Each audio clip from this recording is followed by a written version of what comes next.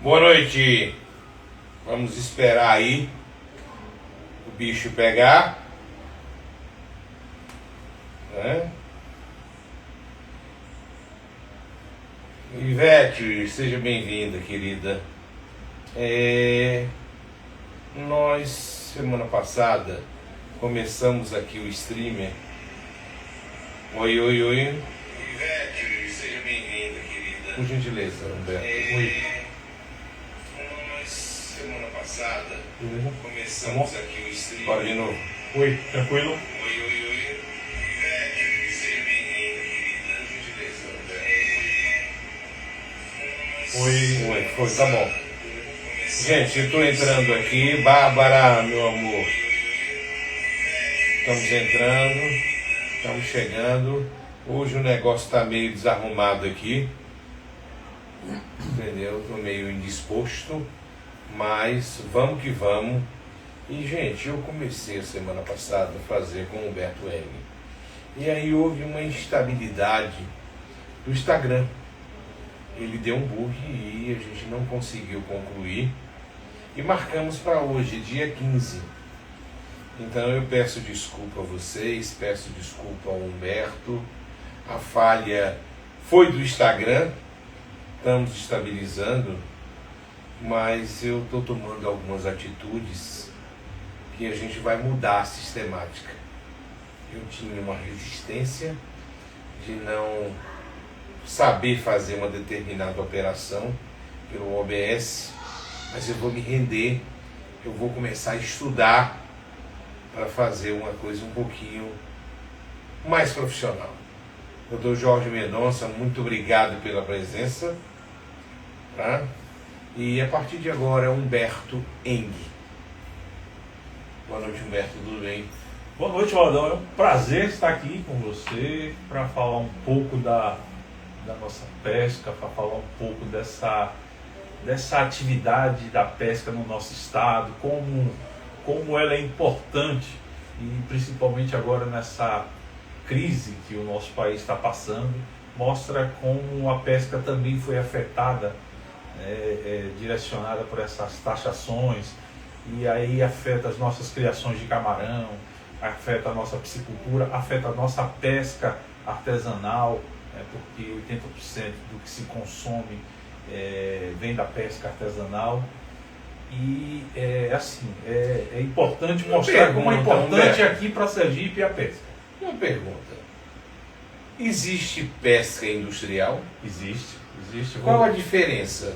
Eu vou exemplificar aqui para vocês locais, para vocês terem mais ou menos a pesca do atum no Rio Grande do Norte é uma pesca industrial. A pesca da lagosta em Fortaleza, no Ceará, ela é uma pesca industrial. A pesca que acontece lá em Itajaí, em Santa Catarina, ela é uma pesca industrial. Mas qual a diferença da pesca industrial para a pesca artesanal? É isso que eu queria saber. A pesca industrial, ela é uma pesca de empresa. Ela é onde o pescador, onde o envolvimento da pessoa dentro da embarcação é um envolvimento industrial, é um envolvimento comercial, é um envolvimento de negócio. A pesca artesanal que nós temos, ela é conceituadamente como uma pesca de sobrevivência, né? Vamos botar que seriam a agricultura familiar, colocando nesse eixo para que você tenha mais ou menos uma ideia. Então ela é uma questão muito mais de sobrevivência do que comercial. Lógico que se comercializa isso, lógico que é feita aquela comercialização. Agora, a pesca industrial, você tem essa pesca industrial, como eu te falei, o atum, a lagosta, lá em Santa Catarina, ela é praticamente para que vá para a indústria, para que a indústria refine, para que a indústria embale, para que a indústria exporte, para que ela venda no mercado interno. Então ela é funcional. A indústria tem os barcos, contrata os pescadores. Muitos dessas indústrias têm seu próprio barco, tem seu próprio porto, tem sua própria estrutura de beneficiamento, para que possa embalar aquele produto e aquele produto seja mandado para o mercado consumidor. É como se fosse um grande frigorífico, onde ali a carne é toda tratada, embalada e vai para os cases de negócio. Bom, vamos começar pelo começo, onde a gente parou. Humberto Eng, ele é um armador, tá? O que é um armador? Ele faz barcos. E o pai dele, Agal Dantas, foi um homem que foi um dos pioneiros no barco de pesca, no barco de camarão, no barco de peixe comum. Ele tiveram vários barcos. Humberto Eng também entra no setor, mas também pelo lado do turismo. As pessoas lembram de um catamarã que tinha aqui ali ao lado da Crase, né? Aquele catamarã era do Humberto. Então o Humberto já explorou o turismo no Rio Sergipe, que é uma das coisas mais belas que tinha o passeio. E não sei o que houve, os catamarãs foram sumindo, foram acabando. Mas vamos lá. Humberto, seu nome? Humberto Eng, né? Meu pai, Agal Dantas, o pessoal conhecia muito ele como Velho Agal. O cara teve embarcações, né? Mais de 50 anos aqui no mercado aqui. A gente sempre trabalhou nessa área náutica. Você falou até de uma passagem na minha vida que é a passagem dos catamarãs, que foi na época do governo do Dr. João, que ele precisava incentivar esse turismo náutico. E na época eu tinha uma ideia, tinha uma proposta de trazer para aqui para Aracaju uma escuna. Aí eu conversei com o governo, na época com o Salles, José Salles. José Salles, o pai de Salles Neto aí, né? Aí a gente conversou, trouxemos para cá, mostramos a potencialidade que tinha aqui, aí criamos roteiros, como os roteiros do Rio Sergipe, o roteiro da região que é a zona ali do Mosqueiro. Criamos o roteiro, tinha um roteiro em Propiá, tinha um outro roteiro roteiro de São Francisco, mas ele saía ele saía por Propiá. Depois aí foi o projeto do passeio ali na região de Mangue Seco, saindo por Terra Caída, né, o Crasto, naquela região Crasto, Terra Caída por ali. Depois a gente tinha sido chamado para criar um projeto de ideia para um passeio dentro do Lago de Xingó. Aí levamos toda a estrutura para lá, fizemos todo o projeto, entregamos ao governo, e daí o governo lançou a proposta de criação de construção ali na Agal Dantas de 6 embarcações, 6 catamarãs.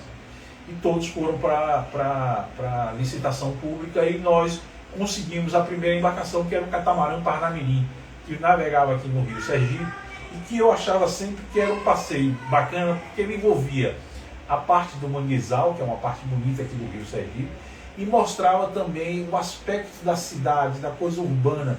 Quando a gente retornava quase que beirando ali com a varanda de Aracaju ali. Então a gente estava bem próximo. Era como se o cara que estivesse dentro do catamarã estivesse ali dentro do carro da pessoa. E era uma coisa bacana que a gente tinha. E o nosso barco começou a operar na época ali na saída do Parque dos Cajueiros. Nós saímos por ali porque não existia a ponte ali do lado do CRAS. Logo depois foi construída aquela ponte ali, e dali a gente tornou-se o ponto da gente.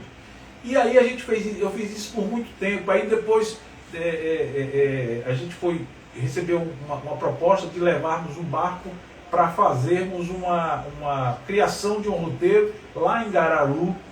Fizemos a criação do roteiro de Gararu, então ali você já subia aquele alto sertão ali pelo Rio São Francisco. Depois descemos e fomos para a região de Brejo Grande, onde criamos por Sergipe o roteiro de você ir visitar Foz. E depois retornamos para Aracaju e ficamos operando. Mas como ali era uma sociedade, aí a gente desfez a sociedade e a outra pessoa assumiu lá e ficaram, e hoje não tem mais o catamarã. Mas sempre a minha vida envolvida com barco. Né? Meu pai com os barcos de pesca, e eu sempre ajudava ele ali, uma coisa ou outra. E depois que eu me retirei do catamarã, de estar o dia a dia ali com o catamarã, eu me envolvi mais com os barcos de pesca, até para ajudar um pouco meu pai, né? E porque a coisa estava crescendo lá e a gente precisava administrar aquilo ali, porque aquela história do o boi engorda com o olho do dono, né? Então a gente tinha que estar muito mais presente, e nessa presença fez com que eu gostasse cada vez mais desse setor E assim, o setor da pesca e da aquicultura, que eu acho que é uma palavra só, ele é um setor assim, fascinante, é um setor que você, como é que diz, você trabalha com a segurança alimentar, que eu acho isso bacana. Eu acho que você trabalha com um setor onde você envolve várias comunidades, vários pescadores, várias marisqueiras, e você vê que isso é uma coisa assim, gostosa de você conviver. Então, isso hoje faz parte do meu sangue, eu estar convivendo com isso, conversando com isso. Eu nem sinto que eu trabalho mais, eu sinto que eu me divirto com isso. Você, na sua formação, vocês, de forma autodidata, vocês construíram os barcos. Sim. Então, por isso eu chamo de armador. Tá? É o cara que arma o barco, é o cara que... assim, a minha formação didática, né, minha formação, eu sou administrador formado, gestor em pesca, né, trabalhei muitos anos com turismo, trabalhei 14 anos com turismo, né, fiz a minha parte no turismo receptivo, onde eu era um turismo que estava começando a acontecer aqui em Sergipe. Graças a Deus hoje, o governo do estado aí tem um grande incentivo à área do turismo. Tem coisas que precisam melhorar? Tem coisas que precisam ser revistas? Tem, mas eu acho que isso é o andamento e o funcionamento, porque aí você vai mostrar as necessidades. Nós criamos naquela época o barco do forró, né, que muita gente, o barco do forró surgiu depois. Não, a gente já fazia isso, a gente já levava na época, eu com o Salles, esse passeio aqui precisa ter no verão, é um sanfoneiro. Aí a Insetur colocava um sanfoneiro no barco, eu achava isso uma coisa gostosa. O povo se divertia, era um passeio, mas de diversão, de extravasar, aquela vontade de sentar no mar. E aquilo ali foi gostoso. Eu me lembro também na época que Arcival Gomes era presidente da Telegipe. Eu tinha um amigo que trabalhava na Telegipe, ele passeou no catamarã. E ele disse, rapaz, o que é que o catamarã? O que a Telegipe pode fazer pelo catamarã? Eu brincando com ele, eu disse, bota aí um telefone público. Ele disse, rapaz, nós chegamos aqui em Aracaju agora com uma tecnologia nova. Era um aparelho, era um telefone público com tecnologia celular. E aí eles implantaram aquilo, porque a Telegipe na época queria vender essa ideia, esse projeto para o pessoal da Petrobras, mas eles não tinham ainda um referencial. E aí eles vieram, usaram o catamarã como um referencial para aquilo ali. Quer dizer que o passeio do catamarã tinha já um tipo Vesper. Tinha lá os seus telefones, você podia se comunicar. Eu me lembro que na época tinha uma empresa de táxi, o pessoal do sindicato de táxi, estou dizendo assim, coisas que aconteceram que eu achava interessante. Eles queriam assim, e era um grande problema que eu tinha, o turista chegava no barco, às vezes quando descia e ia embora, não tinha táxi, era difícil. Não existia Uber, não existia essas coisas. E aí como é que a gente ia fazer? Aí os caras compraram um rádio de comunicação, colocaram um rádio de comunicação no barco, e esse rádio de comunicação, a gente, quando o barco estava chegando no porto, a menina que trabalhava como garçonete no barco saía perguntando quem ia precisar de táxi. Isso assim, às vezes precisava de 5, 6 táxis, aí a gente passava o rádio e automaticamente quando o pessoal já descia dali da ponte, e aí já tinha táxis ali na frente esperando. E isso era muito bom, porque a gente mostrava um serviço bom para o cliente. E às vezes as pessoas, nós tínhamos passeio que às vezes terminava às 6 horas da tarde, e no verão 6 horas da tarde, aqui o dia já estava meio escuro.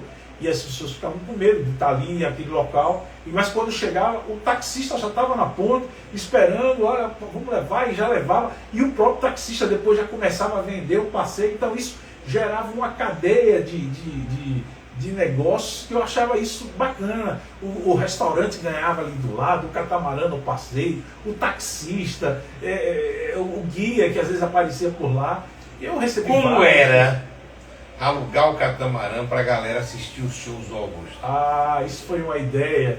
Eu me lembro que o pessoal da Atalaia Nova pegava barco. Isso. Eu me lembro que Marreta, que era um nadador que tinha aqui, andava no iate. Então, quando tinha show do Augusto, o pessoal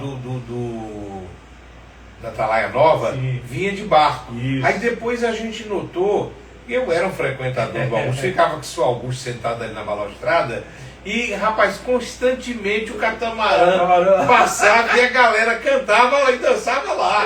Ali foi engraçado, as coisas acontecem às vezes por acaso, né? Eu tinha um amigo meu, eu tenho um grande amigo meu, Uma vez ele teve um show no Augusto, a gente não pensava em fazer isso de noite nem nada. Aí ele juntou uma galera e me ligou, ele disse, vamos assistir o show, eu não lembro nem quem era. Acho que era essa turma da Bahia, que o Augusto fazia muito esses shows da Bahia. Acho que era o Netinho, acho que foi o Netinho, se não me falha a memória. Vamos levar a galera pra lá, eu digo, bora, vamos. Aí não foi nem o primeiro, não foi nem o aluguel, foi uma farra da gente. E dessa farra, os remanescentes da farra, aí depois, olha, vai ter um show tal, aí vinha, alugava o catamarã, e aí a gente começou a entrar no esquema dos shows do Augusto. A gente descobriu os shows do Augusto, aí o catamarã sempre estava lá parado, ali na frente. A gente era um camarote, ali era um camarote, ouvíamos o show todo, o barco se aproximava da balustrada ali do Augusto, e às vezes a gente se comunicava com as pessoas que estavam ali. Era uma coisa gostosa. Terminava o show, ali a farda, a gente encostava de volta, pronto. Essa vibe, ela aconteceu bem antes dos catamarãs, mais ou menos nos anos 70.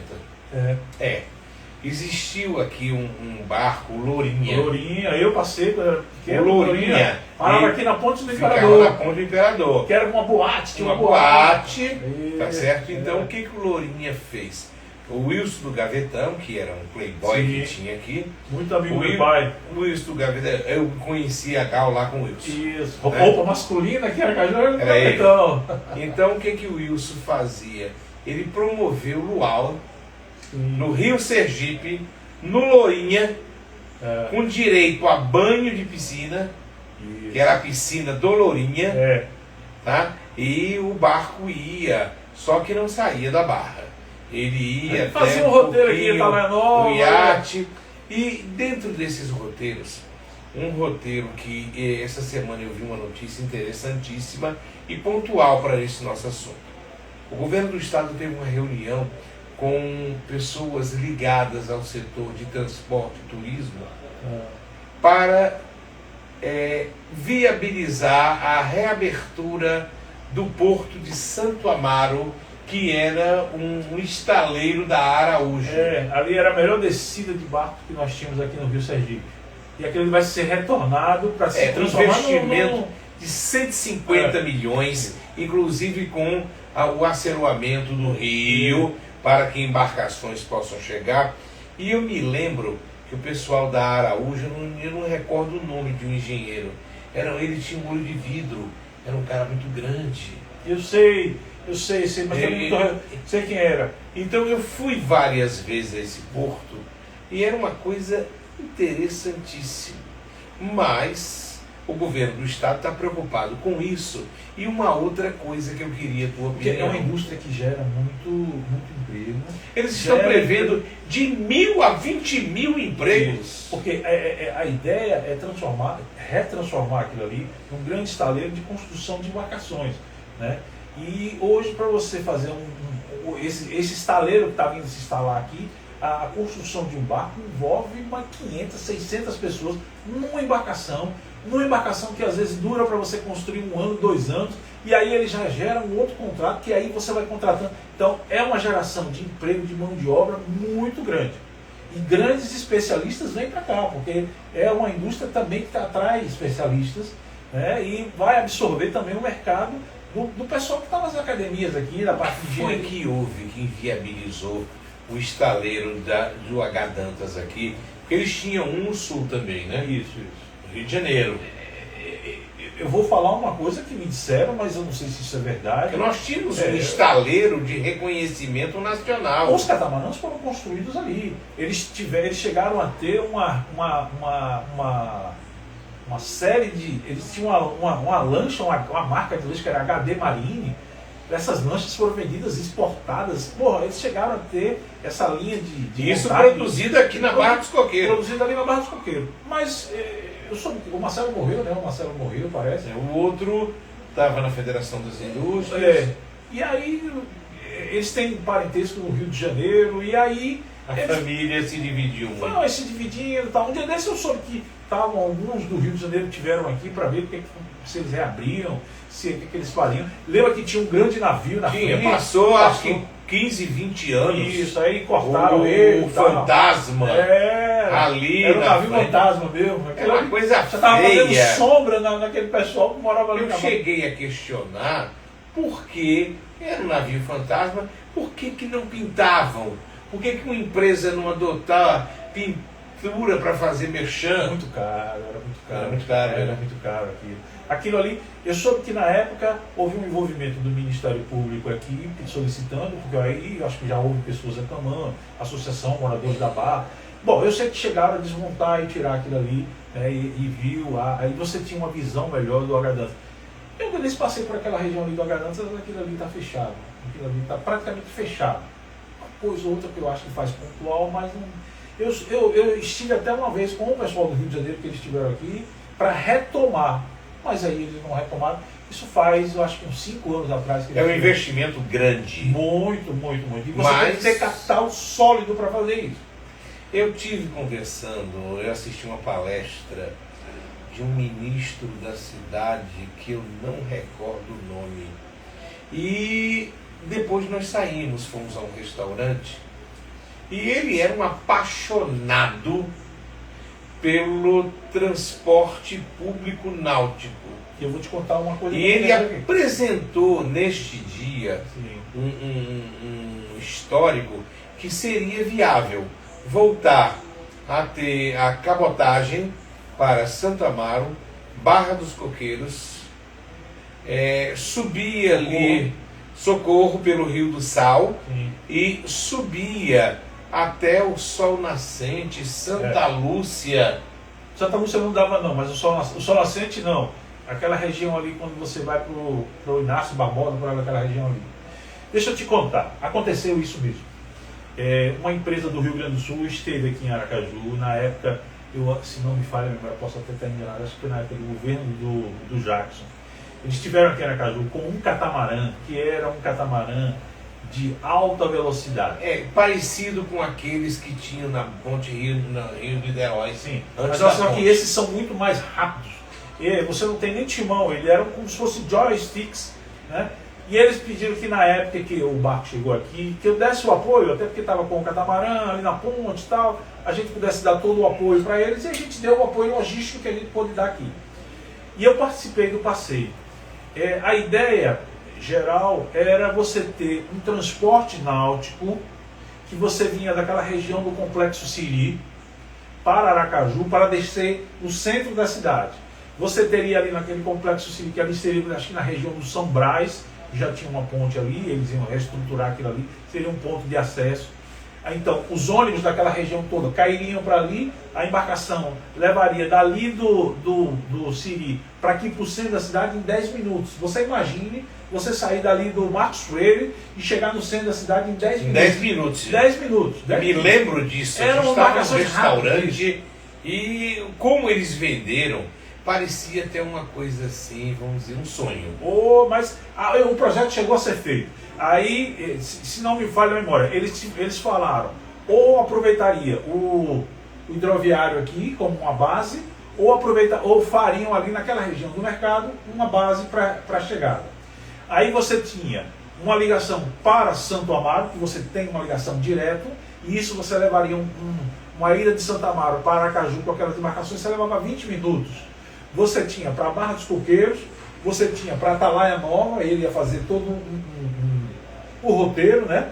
Você teria como descer naquela região ali, você já indo ali pelo Parque dos Coqueiros, que aí você podia ligar para Atalaia, né? Para aquela região ali, e você entrava ali pela ponte do Rio Poxim, você descia ali naquela região ali do Inácio, e daí retornava. Você criava essa mobilidade pelo rio, e você desafogava um pouco o nosso trânsito aqui. Economia de combustível. Seriam passagens poluente. mais baratas, seriam passagens subsidiadas.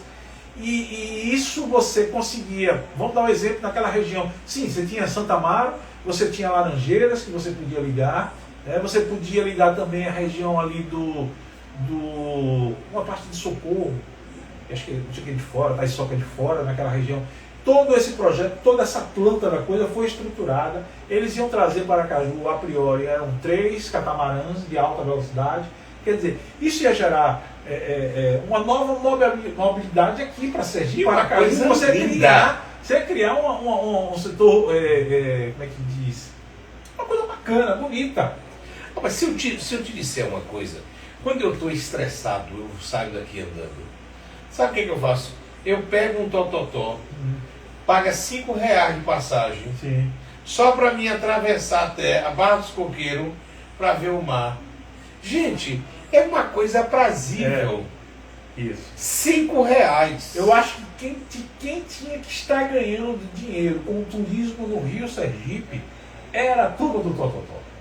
Eu acho que você teria que dar um incentivo. Mas me parece que a coisa do Tototó não deu muito certo, porque a Marinha não incentivou. A Marinha começou a criar muito problema, os canoeiros não tinham uma condição para fazer as reformas que a Marinha exigia. Mas é aí que eu digo, tinha que ser o Tototó com um incentivo, uma linha de crédito, uma política pública para que incentivasse isso. Porque o que a capitania entra nessa história? A capitania entra para a parte de salvatagem.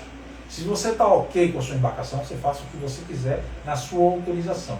Então, era essa conversa que tinha que ter com a Marinha, o poder público, um Banese para incentivar isso, um Banese como um patrocinador, incentivador disso. E eu acho que um grande ponto de saída e chegada dessas embarcações para o Tototó, passeios como se fossem chamados city tours náuticos, e aí você pega toda a frente da cidade. Você imagine, um grupo sai, um ônibus passa pelos hotéis na Atalaia, recolhendo, entra ali naquela região do Parque dos Cajueiros, ali o Parque dos Cajueiros ali na Atalaia, ali, Parque dos Cajueiros, ali tem uma ponte, aí você teria uma embarcação, que aí você faria um passeio dali, saindo, visitando, com guia, parava onde tem os bonecos ali, ali o largo do Museu da Gente. Isso, ali era só ampliar, você botar um flutuante para o barco encostar, o pessoal descia, batia foto,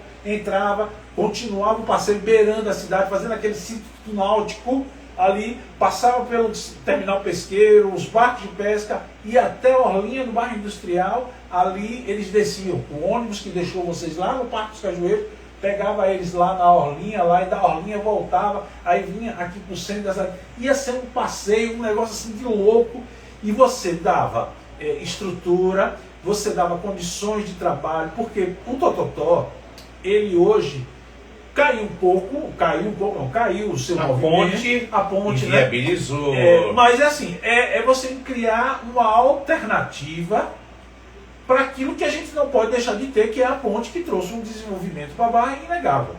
Não que a gente podia deixar, não vamos não ter a ponte da Barra dos Coqueiros, porque existe o Tototó. Não, vamos ter o Tototó, mas vamos criar uma alternativa para o Tototó. E a alternativa para o Tototó está no turismo.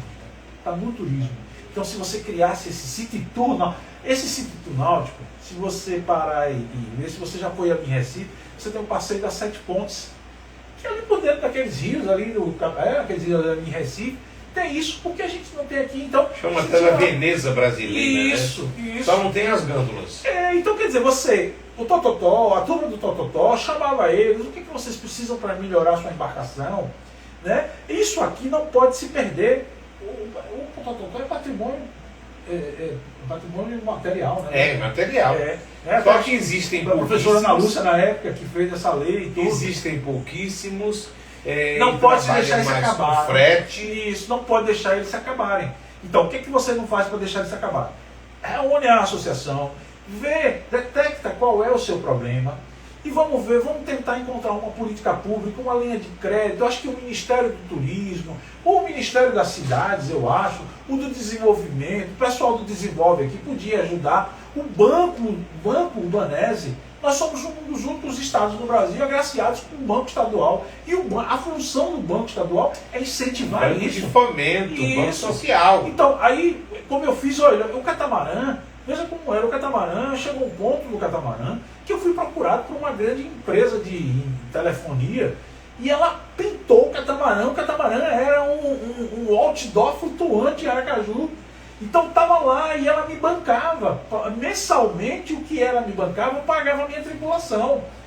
baixava meus custos, ótimo, isso era maravilhoso. Mas todo mundo que entrava e batia uma foto, ia para onde aquelas fotos, aquilo ali tudo, aparecia o nome da empresa. Então, é você chamar a turma, criar um projeto, colocar debaixo do braço e começar a procurar as autoridades que podem ajudar. Então, se você consegue atrair uma linha de crédito, você consegue atrair uma política pública aí, que eu acho que é uma política pública como um todo, você não deixa morrer essa coisa histórica que nós temos aqui, porque eu não vejo romântico, inclusive. Isso. Eu não vejo isso em cidade nenhuma do Nordeste, essa embarcação desse sentido. Quando o Yacht Clube constrói a sua sede náutica, ele tirou 30% da beleza das embarcações que estavam no Rio Sergipe. Bom, você não vê mais, dificilmente você vê um veleiro, um snipe, ou até uma moto náutica dessas. Os jet skis. O jet ski. Você não vê mais no Rio Sergipe. Eu não sei, as pessoas criaram Era lindo. Olha, você lembra do trapiche que tinha na rua de São Cristóvão? Na rua? Sim, cheguei. Era um trapiche. Olha, ali a gente ia pegar siri ali. Ali tinha lagosta. Eu pesquei muito siri pra ali. Ali tinha lagosta. Um negócio ali que você não tem como parar, é uma coisa assim. Não, ficou uma rampa que era pra balsa. Isso. E quando tiraram o trapiche, foram as lanchas da Petrobras com cabo de aço. Era cada papoco que você escutava o som no Siqueira Campos. Isso. Entendeu? Eu acho que perdemos um pouco. Não, deveria ter deixado o trapiche ali. O que eu acho que está acontecendo aqui em Aracaju é que nós, aracajuanos, viramos as costas para o Rio Sergipe. E o Rio Sergipe é a nossa beleza. Quem conhece o Rio Sergipe, quem passeia pelo Rio Sergipe, fica admirado com a beleza. Você tem uma região lá em cima do Rio Sergipe que é chamado Doido, até hoje existe, que é um local altamente perigoso. Eu antigamente fazia uns passeios que tinha no Yacht Clube, eu acompanhava o passeio, que aí a nossa embarcação, Catamarã, se tornava como uma embarcação de apoio, que era a regata que você tinha de Areia Branca para Aracaju. Era uma festa no Yacht Club, era uma festa, atraía gente do Brasil inteiro para participar disso. A festa dos pescadores da orlinha do bairro industrial já não tem o mesmo brilho. Eu participei de procissão de Bom Jesus com um grande produto turístico que nós tínhamos. O Precaju foi para o Rio Sergipe, o barco Folia, era o catamarã, de Vovô Monteiro e de Macedo Brilho. Isso. Então, cabeçado no iate do Dudu, e era Dudu lá que ele cabeçava. Mas olha, eu acho que isso era uma coisa que aconteceu. O Rio, eu me lembro de uma vez que terminou um carnaval e a Kaiser trouxe um navio, colocou ali na Atalaia Nova, e a gente fazia, foram 3 ou 4 dias de festa dentro desse navio, era o dia inteiro. Então o catamarã trabalhava o dia inteiro. Eu cheguei ao ponto de dizer aos organizadores, quando eles chegaram aqui em Aracaju, eles olharam o barco e disseram, não, esse barco dá. Tranquilo, bom, se dá, vamos embora, vamos fazer o trabalho. Só que aquilo ali começou a aparecer gente. Teve um dia à noite que teve um congestionamento de gente naquela ponte, que assim, ficou um negócio de louco. E a Marinha chegou lá, porque eles também não entenderam que era tanta gente. Eu digo, olha, se você não está entendendo, eu também não estou entendendo não, porque parece que Sergipe queria ir para aquele navio. E o catamarã tinha uma quantidade de pessoas que eu podia levar por ida, era 60 pessoas. Mas 60 pessoas, eu botava 60, aparecia 120 na ponte, aparecia 200 na ponte. Eu me lembro que na época eu liguei para uma pessoa na Barra do Coqueiro, eu digo, você vai fazer um favor, peça para todo mundo que tem tototó, vim para cá porque eles vão ganhar dinheiro e a gente consegue colocar esse povo todo. Eu sei o que gostou do tototó e foi a solução para o negócio. Quer dizer, esse romantismo. Agora eu vou te dizer uma coisa que você vai dizer que eu sou mentiroso, né? Eu fiz isso 2 ou 3 vezes. Eu estudava no Pio X. Então a gente matava a aula, tá? E vinha para a ponte do Imperador. Foi o Imperador. Tá? Aí o que a gente fazia? sempre tinha um sorteio para ver quem era a bucha, para guardar as coisas. E a gente saía, tá, boiando no Rio Sergipe, saía da Ponte do Imperador e terminava com a maré secando, a gente parava naquela área de marinha. Sei, ali, aquela parte da rampa deles ali, né? Da perto, que Perto da era... casa de Zé Peixe. Perto da casa de Zé Peixe ali. Não, o Zé Peixe era do lado de cá. Eu falo o seguinte, a gente saía na Ponte do Imperador, aí nadava até onde estava a parte profunda. Então a gente saía boiando, tá? E ia terminar na Atalaia Nova. É loucura. Eu, Guto, que Guto era Augusto Figueiredo, Jorge Neguinho foi, deixa eu ver, Raul, que andava de snipe no iate, entendeu? Então muita gente atravessava, não era no nado, né? No nado era a gente ia boiando. Eu ia muito para Atalaia Nova e voltava, ia pro iate, eu fui criado ali dentro do iate, a gente ia de windsurf. E eu tinha um grande amigo meu que faleceu, que era Pau Ferro. Pau Ferro pegava lá e ia de windsurf, eu ia deitado naquela prancha, a gente ia pra lá, passava o dia tomando cachaça e tal, fazendo farra e voltava de noite de windsurf, era uma loucura. Eu me lembro pequeno, a gente pegava o tototó e ia pra Atalaia Nova. Meu avô era o chinês da lavanderia chinesa, e Aracaju sempre foi aquela coisa pequena, todo mundo se conhecia e tal.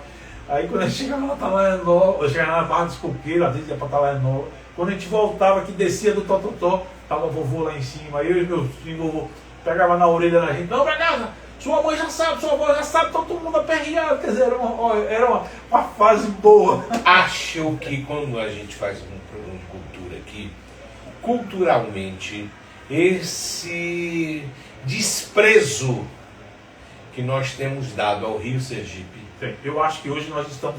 desprezo, tá? Rio Sergipe, eu cheguei a catar maçunim ali na 13 de julho, no calçadão de Viana. Sim. Eu comi maçunim dali. Sim. Tá? Aí você tinha, aqui na 13 de julho, você tinha a tainhota.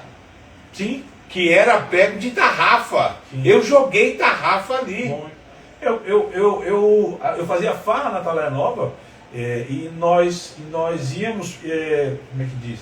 A gente pegava aquelas redes de arrasto, aquilo ali, de noite, arrastavam aquilo ali, tanto camarão, que a gente pegava, os peixinhos, aí a gente tratava, comia, era farra que a gente fazia, era uma coisa boa, uma coisa saudável, o que acontecia. Agora, eu acho que hoje, o que está acontecendo é que o aracajuano está virando as costas para o seu rio. E assim, o nosso rio Sergipe, ele tem condições de ser um grande propulsor econômico. E aí eu digo, se você subir ali naquela ponte do João, aquela ponte grandona, a ponte que nós temos aqui ligando Aracajubá, se você olhar para um lado, você vê a parte urbana da cidade, que essa parte urbana da cidade poderia ser aproveitada turisticamente, poderia ser aproveitada para a nossa mobilidade aqui no tudo. Se você olha para o lado lá, que aí você já vê o Rio Palmonga, já vê que você vai para Santa Amaro, você vai para Socorro, esse rio ele pode ser muito bem aproveitável economicamente. Vamos dar um exemplo. Hoje você tem um terminal pesqueiro que está ali fechado, e que tem problemas... Era neste ponto que eu ia dizer, 19 horas 40 minutos, vamos falar do terminal pesqueiro. Esta é a minha ideia. Então o terminal pesqueiro está ali fechado, e que provavelmente agora, dia 18, que dizem que agora 18 pode ser que se resolva, mas acredito que não, porque não há interessados nacionais. A proposta é nacional e ainda não apareceu. Mas vamos aguardar até o dia 18, porque vamos falar como diz, com a coisa já pronta. Se vai ter ou não, a gente só vai saber dia 18. Mas aí você tem hoje um problema econômico que a gente precisa resolver, que é as embarcações de pesca, de arrasto, de peixe, estão precisando do seu porto, estão precisando de incentivo, estão precisando de política pública para incentivo, crédito para isso, porque é uma atividade econômica, é uma atividade social e é uma atividade que dá segurança alimentar. Sergipe é um estado rico, um litoral riquíssimo, um litoral que você tem um grande nutriente para isso tudo. Mas aí é uma coisa que a gente pode se aprofundar uma outra vez. Mas aí você pode atrair para o Rio Sergipe, onde você tem uma água hoje salobra, uma água com condições. Eu estou dizendo lá para dentro, onde você se afasta um pouco da questão urbana, despolui Deixa eu dar um retrocesso. A gente se criou sabendo que a água do Rio Sergipe era salgada. É uma água salobra, que é a mistura dos... Qual a diferença, o que poderia determinar o que é uma água salgada para uma água salobra? Por exemplo, a pirombeta dá na água salobra. água salobra. Então só dá lá naquela região da Fonte de São Francisco. Isso. Tá? Então você veja bem, você já pega hoje, impropriar, há quem diga que pega Rubalo. Sim, pega. Tá pegando porque o Rubalo vem para desova, Isso. entendeu? Tá voltando. Tudo bem, eu não sei se é conversa de mim não, mas vamos que vamos. É porque o pescador, pescador é a única atividade que você, sei lá, mata um animal, né?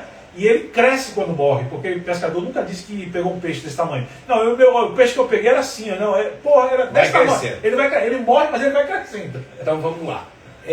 O aspecto, o Rio Sergipe tem água salgada ou água salobra? Bom, vamos lá. Aqui na nossa região, que é a região que mais estamos lá ligados a Foz, há uma grande incidência do mar dentro do rio, então a água salgada entra muito mais, é tanto que se você prestar atenção, você pega às vezes o rio cheio, o rio vazio.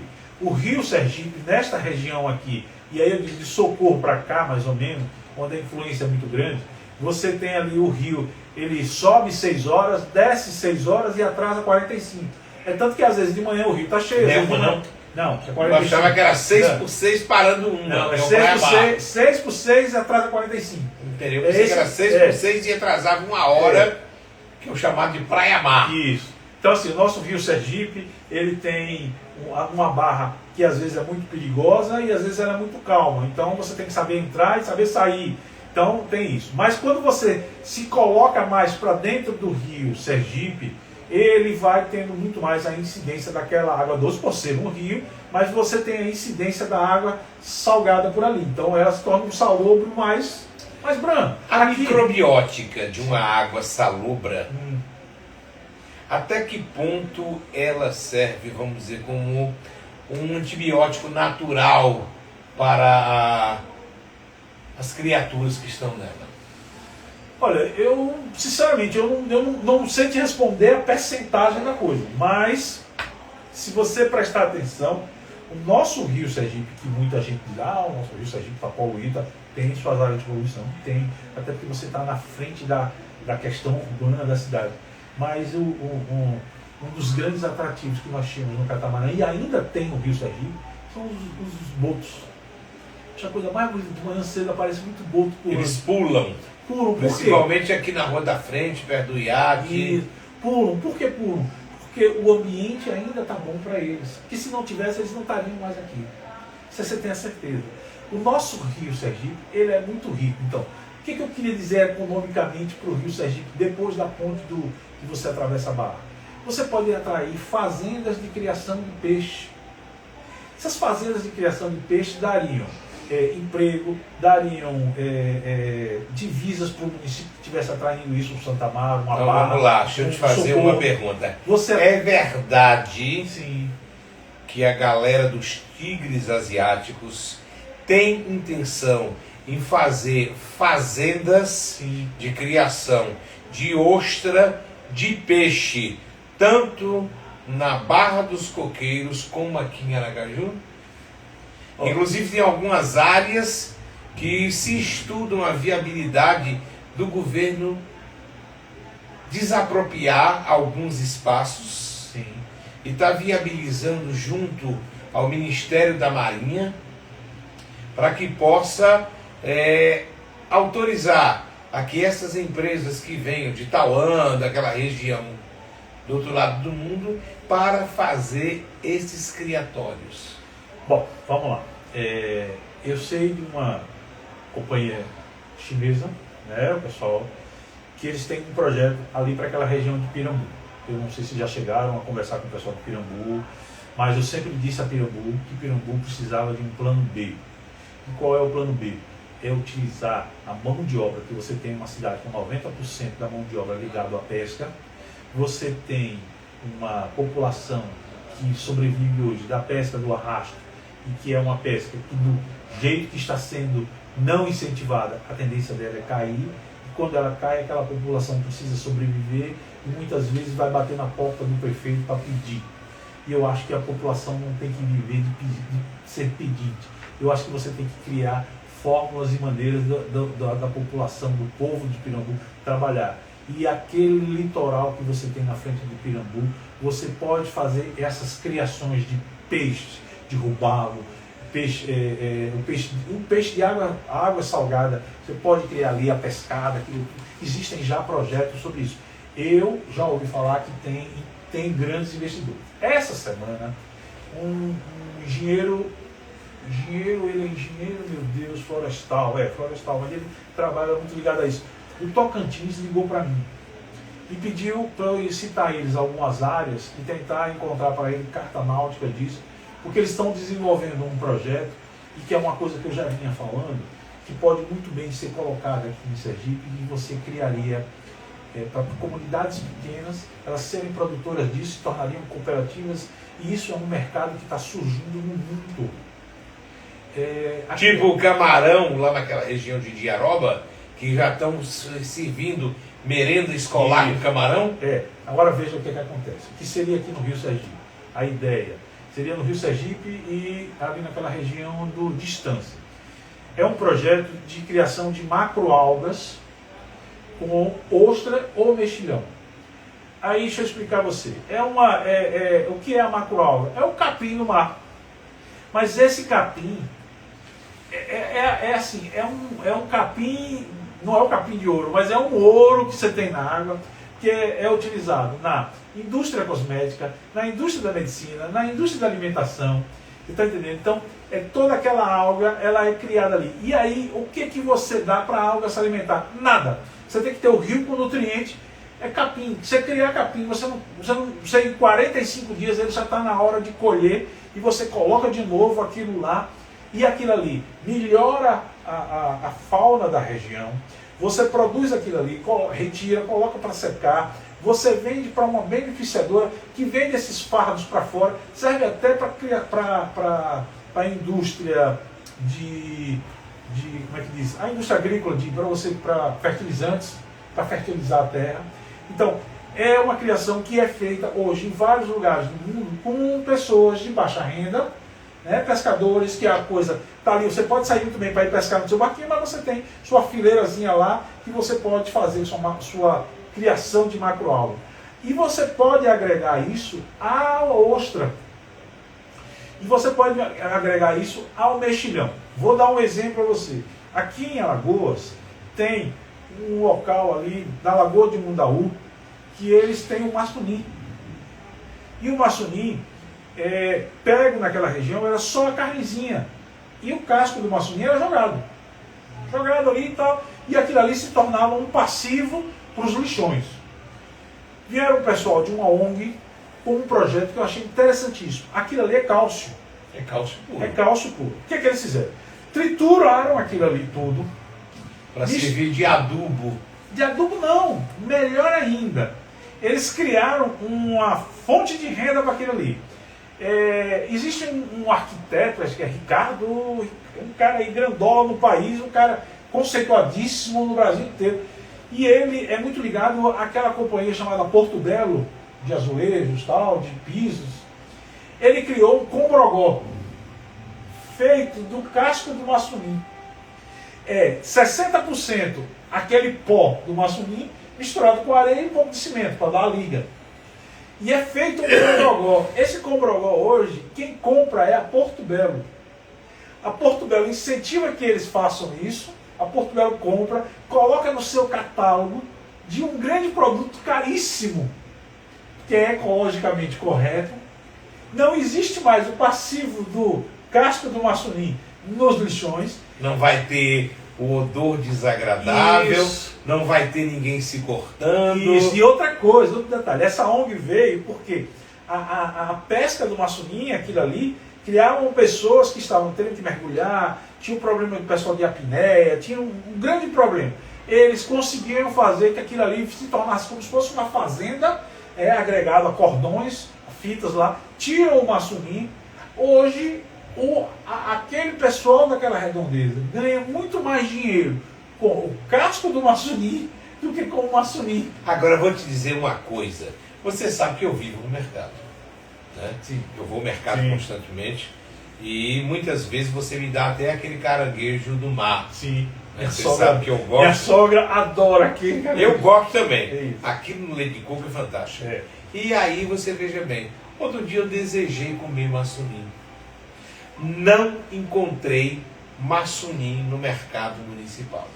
Você encontra o sururu, Sim. que vem de Itapuranga, que vem vem de de São Crasto, Cristóvão, vem do Crasto. que vem do Crasto, Isso. mas na região do Rio do Sal você encontra a sutinga. Sim, sutinga. Eu acho que a sutinga é muito mais saborosa Sim. do que o sururu. O sururu é mais ácido. Uhum. Então você só come o sururu para ter aquela coisa gostosa no leite de coco, porque tem um tanto adocicado. Isso. Mas a sutinga, ao molho de tomate, aquela coisa da paella de um vinho, a sutinga é melhor. Por que que não fazem a sutinga? Porque não encontraram a forma de tirar a areia dela. Mas eu descobri como. Né? Por decantação. Você compra 1 quilo da sutinga, Sim. pega 5 litros de água, mexe, mexe, mexe, mexe, mexe, vai soltar a areia assenta, você come a sutinga. Mas agora, deixa eu dizer uma coisa a você. As soluções existem quando você quer. Isso eu descobri, viu? Isso quando você quer. Então, eu dei o exemplo do que acontece aqui em Maceió. Aqui, rapidinho, você pode ir lá, você leva uma equipe lá. Eles se interessariam até de vir para cá para dar conhecimento desse processo que eles fizeram e poderia dar soluções e ideias para algumas comunidades aqui. Vou dar um outro exemplo a você. A ostra. Você tem ali naquela região ali de Cururipe, se não me falha a memória, eles fizeram essa ONG, essa mesma turma veio, montou um laboratório lá que é para depuração da ostra, porque a ostra, ela tem uma bactéria nela, que se você não souber tirar ela e você ingerir isso, você pode até morrer. Infelizmente, tem que dizer essas Quando coisas. ela fica muito tempo fechada, a ostra, ela simplesmente não excreta Isso. o processo do metabólico dela. Isso, Então, o que os pescadores mais antigos recomendam? Também o processo da água com sal. Isso. Você compra a ostra, Isso. mesmo fresca, pegue um balde com água e sal e deixe por Esse é o 2 horas processo mais... que ela vai, abre e você vai ver as Isso. bolhazinhas. E aí ela É reativa. a depuração dela, que é a limpeza dela. Eu Então, faço isso para comer. o que acontece? Para você levar uma ostra hoje para um restaurante fino, que aquilo você tem um valor agregado bom para quem está produzindo a ostra, você tem que depurar essa ostra. Mas você fazer essa depuração, você precisa ter o local. São pequenos arranjos produtivos e montaram isso ali. O que acontece? Aquele pessoal naquela região lá que tinha a ostra como a sua atividade econômica, mas era uma atividade econômica pequena, catanha, que o atravessador ia lá e comprava uma ostra por 10 centavos e vendia a ostra ali por 5 reais, que eu acho isso um absurdo. O que acontece?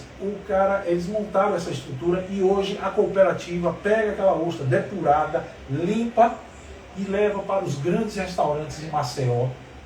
E os grandes restaurantes de Maceió, aqueles restaurantes finíssimos, estão ali comendo aquela ostra que vem dali do próprio estado. Então você está criando uma economia para aquela região. E isso podia acontecer aqui em Sergipe. Você tem ostra ali naquela região de Brejo Grande. Você tem ostra. Eu pesquei ostra ali em Santo Amaro. As pedreiras em São Cristóvão, São Rita Cristóvão, Cacete em São Então, quer Cristóvão. dizer, você não precisa mais criar nada, você precisa trazer as ideias, nós temos aqui próximo. Então, querer é poder. Você pode ajudar essas comunidades? Pode ajudar essas comunidades. Você tem que identificar o que essa comunidade faz para sobreviver. Se ela está fazendo, sei lá, se ela está ali na criação de ostra, vamos melhorar a parte econômica deles. O que a gente pode fazer? Traz uma política pública dessa para eles lá, monta isso, monta a cooperativa, ajuda, eles vão vender. O Sebrae está aí para ensiná-los como é que faz uma cooperativa. Você está entendendo? Você pode ajudar eles a ostra também é ostra. O casco da ostra é cálcio. É cálcio. Né? A ostra in natura Se usa muito para, como é que diz? Para pintura de azulejos. Mas né? a pintura de árvore pode ser feita com esse Outro, cálcio. eu tenho um amigo no Pará que ele fez isso e faz e tal. Então lá, assim, descobriram no Pará. Pará tem uma característica quase que semelhante a Sergipe. Temos o caranguejo do Pará, não sei se você às vezes... Eu tenho uma época que tinha caranguejo do Pará, que as pessoas comiam, né? Só que o Pará, como não é muito grande, o Pará tem muita gente que produz caranguejo, né? As mulheres lá pegando caranguejo. Fizeram uma fiscalização, que eu acho que nunca fizeram isso aqui em Sergipe, e olha que nós somos comedores de caranguejo.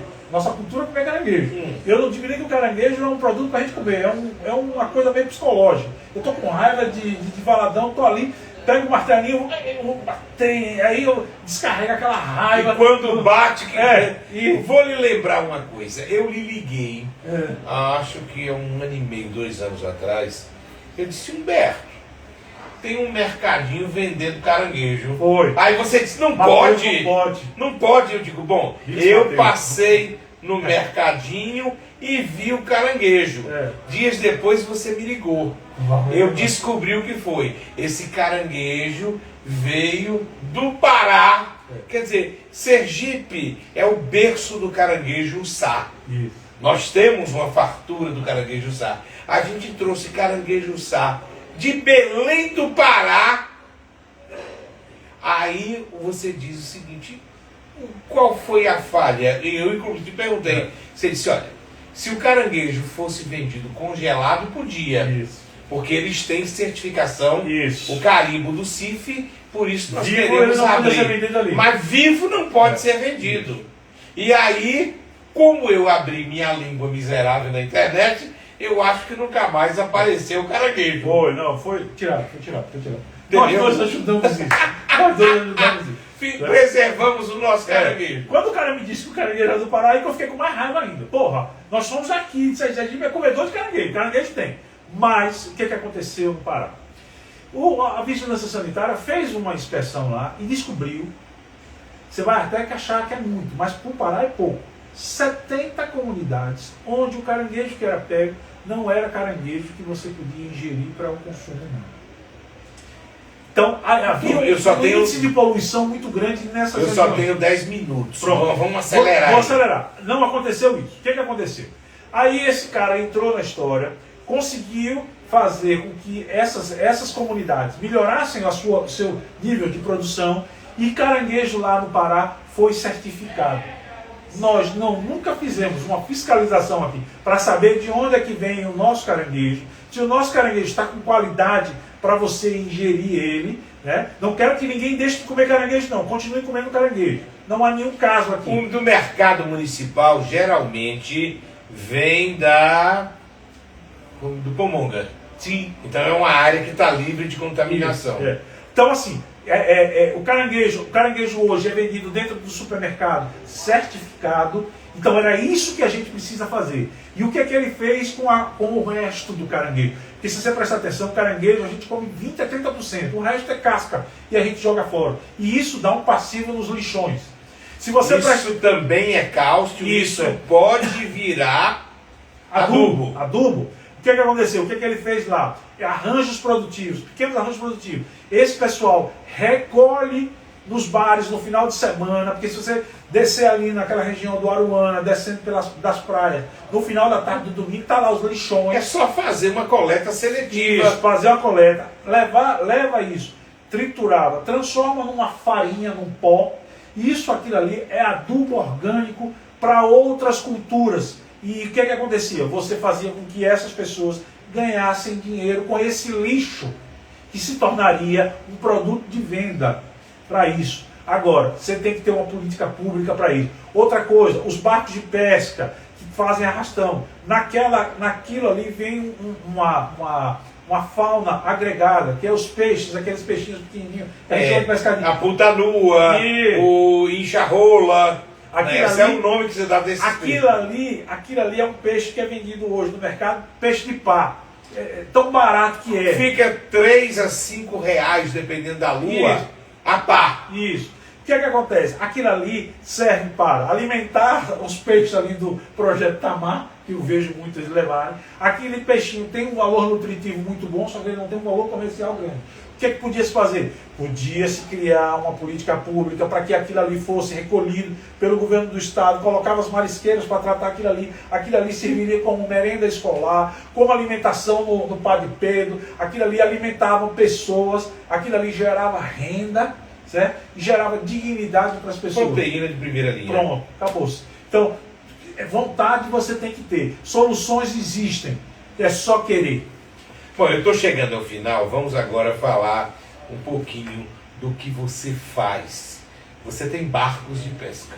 Hoje eu tenho barco de pesca. Camarão. 4 e 7 barbas. É o 7 barbas. É o 7 barbas. 7 barbas. Tá, você tem esse camarão. A pergunta que não quer calar. Por que a dificuldade da gente encontrar o camarão marinho no mercado, nos mercados e nas feiras Rio de Aracaju? Só encontramos camarão de viveiro. O camarão de viveiro hoje impregnou o mercado e eles estão certos. O preço é muito mais barato. Eles têm uma regularidade muito melhor. O que acontece hoje com o camarão marinho que está desaparecendo das bancas aqui em Sergipe? Não que a gente deixou de ter o camarão marinho aqui no nosso mar. É tanto que o nosso mar continua muito rico.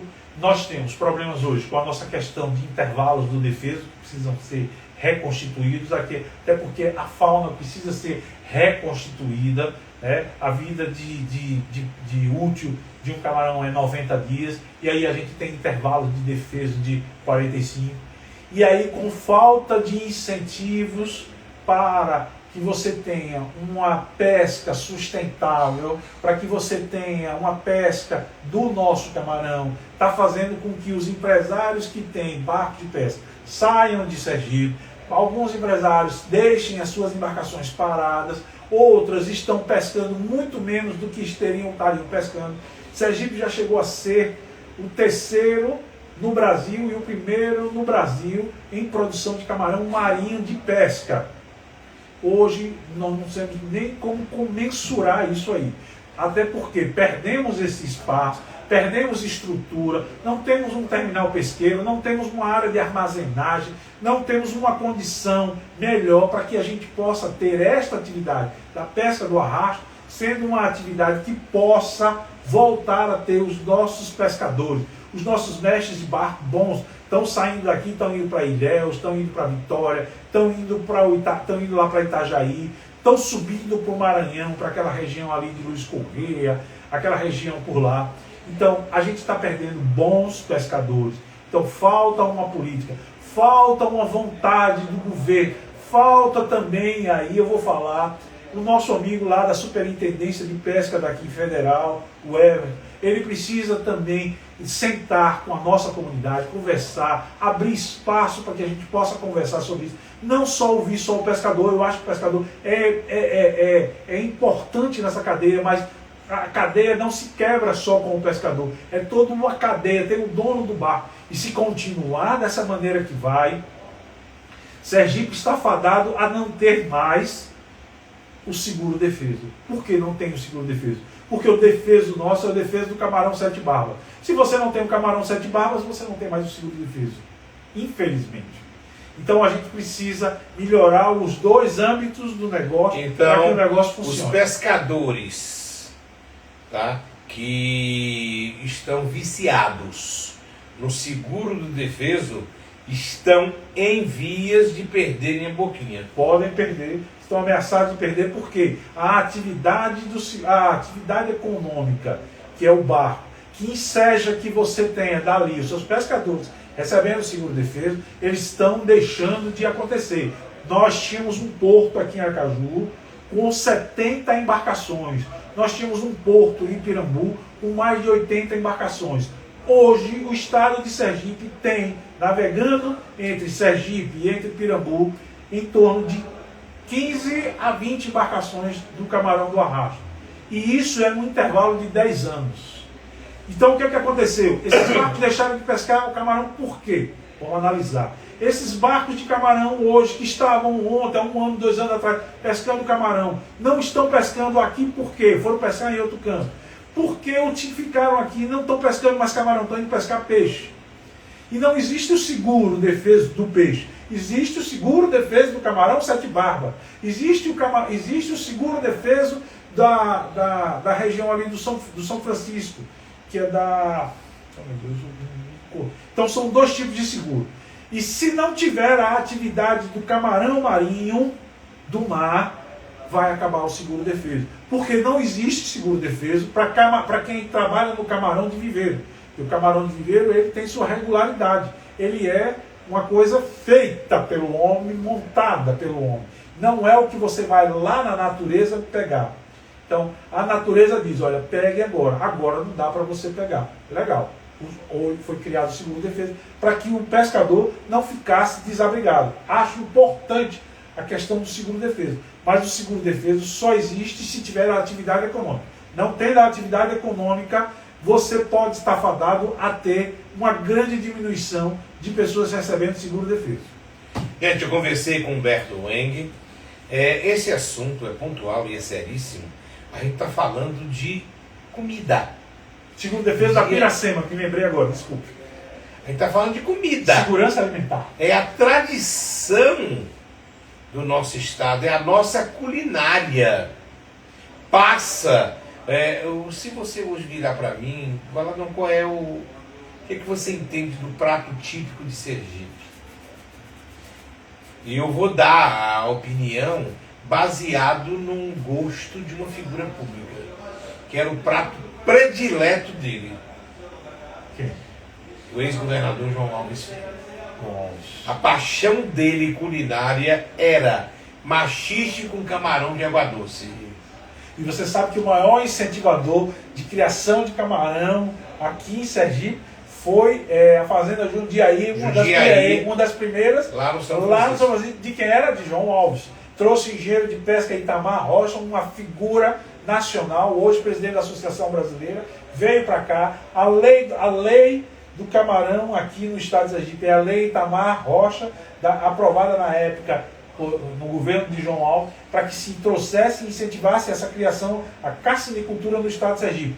Ela tem que existir, ela é uma atividade econômica boa. Agora, como nós não estamos fazendo trabalho bom, ela vem tomando nosso mercado. Em suma, é preciso que o poder público acorde e viabilize correndo o nosso entreposto de pesca. Muito importante. Porque aquilo ali, quando abrir, vai ter um veterinário. Isso. E esse veterinário vai assinar a autorização do selo de inspeção federal. A gente poderá tratar, as marisqueiras vão limpar os camarões e serão certificados. Vamos pegar as tilápias, sim, que a gente produz muito em Sergipe. Você compra no mercadinho tilápia de outros estados. Você vai no mercadinho e olha, pega ali um pacotezinho de camarão ou um pacotezinho de peixe e olha atrás. Onde é fabricado? Nenhum aí em Sergipe. A gente só compra o camarão de Sergipe ali no mercado. E o camarão de Sergipe também tem um detalhe. Ele é in natura, vendido para fora, e de lá eles como é que diz, beneficiam e mandam para cá. Ou seja, a gente produz o camarão, levam para outros estados, lá as marisqueiras descascam, aí devolvem o nosso camarão com frete, com custo. É uma política meio burra, mas eu acho que as autoridades devem acordar e salvar um pouco da cultura sergipana. Com certeza. Humberto Weng, obrigado. Até a próxima segunda-feira. Obrigado. Segunda a sexta, sempre às 19 horas, eu vou ter alguém aqui para falar da cultura sergipana, das coisas que tocam a gente, das coisas da gente. Obrigado. Vou agora a cantar os parabéns para o médico Raimundo Sotero, que está completando 75 anos.